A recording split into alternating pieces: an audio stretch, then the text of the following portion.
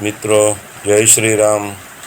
550 વર્ષ પછી જ્યારે રામલલા ટેન્ટમાંથી અયોધ્યા મંદિરમાં બિરાજમાન થઈ ચૂક્યા છે, ત્યારે આ પ્રથમ રામનવમી રામ જન્મોત્સવ મનાવવા સમગ્ર દેશ જ્યારે રામમય બન્યો હોય, ત્યારે રામ જન્મોત્સવની શોભાયાત્રા માટે જુદા જુદા ફ્લોટ શણગાર કરી શોભાયાત્રાની તડામાર તૈયારીઓ ચાલી રહી છે. શોભાયાત્રાની જે તડામાર તૈયારીઓ ચાલી રહી છે, તેની અંદર આપ જોઈ રહ્યા છો કે જે ટ્રેક્ટરો શણગાર કરવામાં આવી રહ્યા છે, તેમાં નાળિયેરીના તાલાઓ, અન્ય સામગ્રીઓ, ધજા પતાકા, ધજાઓ વગેરેથી એનો શણગાર કરવામાં આવી રહ્યો છે.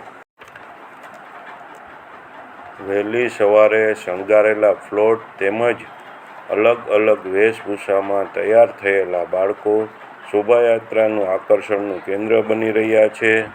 તેઓ શણગારેલા ફ્લોટ સાથે રામ મંદિરે આવી પહોંચ્યા છે. યાત્રાની શરૂઆત મંદિરના મહંતશ્રી તથા શ્રદ્ધાળુઓ રામલલ્લા બિરાજમાન છે તે રથની આરતી કરી શોભાયાત્રાને પ્રસ્થાન કરાવેલ છે.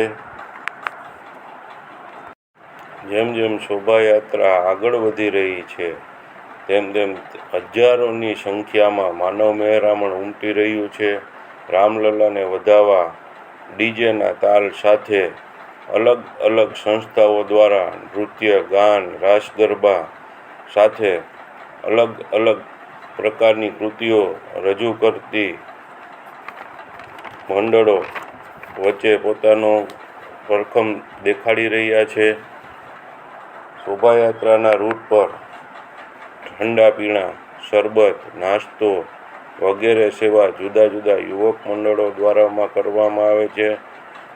જે રૂટ ઉપરથી શોભાયાત્રા પસાર થઈ રહી છે, ત્યાં રંગોળીઓ, સ્વચ્છતા વગેરે શણગારો પણ કરેલા છે. નાની નાની બાળાઓ નૃત્ય કરી રામલલ્લાને આવકારે છે અને અનેરો થનગનાટ છે.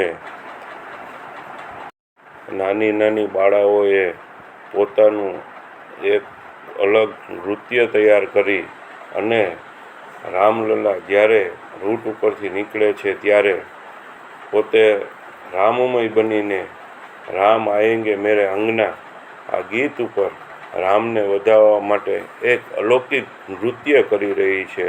આ બાળાઓના હૃદયમાં રામ માટે એટલું બધું પ્રેમ છે કે એને એમ થયું કે ભાઈ મારે આ નૃત્ય કરવું જ જોઈએ. રામ આજે મારી ઘરે આવે છે એવો એને ભાવ થયો છે અને યાત્રામાં જોડાયેલા દરેક એને પ્રોત્સાહિત કરી અને જય શ્રી રામના નારા સાથે એને પ્રોત્સાહિત કરે છે અને એ બાળાઓ એક અલભ્ય નૃત્ય રજૂ કરી રહી છે. તો ચાલો મિત્રો, તમે પણ મારી સાથે રામલલ્લાના વધામણા કરો અને આવા જ ભક્તિમય વિડીયો જોવા માટે મારી ચેનલને સબસ્ક્રાઈબ કરો અને લાઈક તો તમે આપ કરશો જ. જય જય શ્રી રામ.